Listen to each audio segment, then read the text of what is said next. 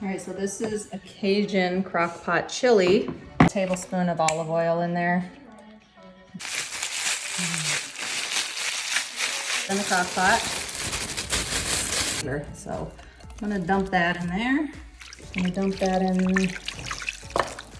Look at those colors. So I'm gonna dump those in. Hope there's nothing.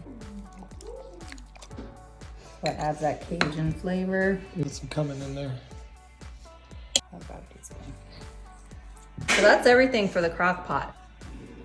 Let me stir it up. And then in 4 hours, we'll check it out and see where we're at. We'll taste it. So it's been in for 4 hours. I'm gonna shred the chicken now. I think it came out to the right amount of liquid. So this will be mine. Okay. Because you're probably gonna need a bigger bowl. I'm gonna put some Parmesan on first so it melts the heat. The Greek yogurt, avocado,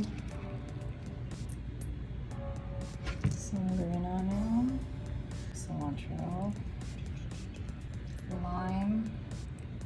Grow greens today, so I'm gonna put some of both on there. Cabbage or lettuce, whatever you want. Boom.